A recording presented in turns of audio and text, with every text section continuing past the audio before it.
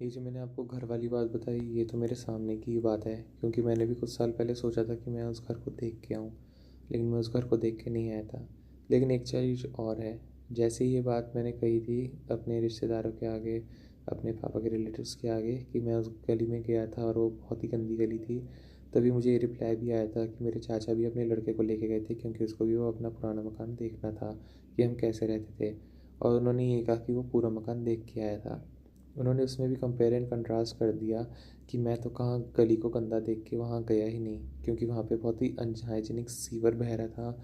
और उस टाइम पे तो और भी काफ़ी बुरा हाल था, जब मेरे पापा छोटे थे और शादी हुई थी मेरी मम्मी की।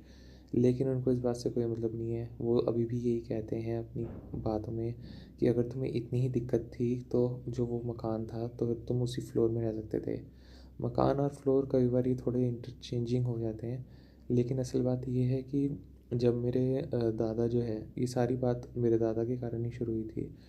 मेरे पापा के पिताजी जो हैं हमेशा अपने भाइयों और उनके बच्चों को जो है फेवर करते थे बजाय अपने बच्चों को।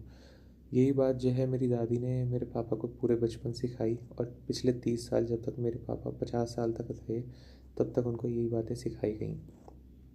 अब लेकिन मुझे नहीं पता इसमें कितना सच और कितना झूठ है, लेकिन मेरे दादा आज की डेट में जैसा मेरे से व्यवहार करते हैं, मैंने एक बार उनको उनका हालचाल पूछने के लिए फ़ोन किया था लास्ट ईयर।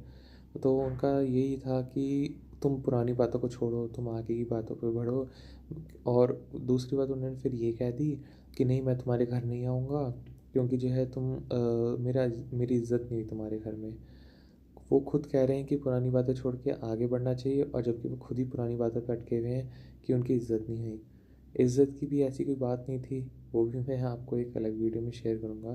क्योंकि जिस तरह से होता है ना एक मकड़ी का जाल, ये पूरा एक मकड़ी का जाल जो बुना गया है मेरी मम्मी के खिलाफ़, और मतलब मेरे और मेरी सिस्टर के खिलाफ़। तो वो मैं आपको सब कुछ शेयर करूँगा, क्योंकि ये बहुत ही एक तरह से पज़लिंग स्टोरी हो जाती है कि मतलब मैं आपको किसके बारे में क्या बता रहा हूँ। और जब तक आप इस चीज़ को कनेक्ट नहीं कर पाओगे तब तक आप समझोगे कि नहीं। आप सिर्फ आधे फैक्ट सुनोगे और आधे फैक्ट्स पे जस्टिफिकेशन दोगे कि नहीं आप सही हो, या फिर कुछ लोग कहेंगे कि आप गलत हो।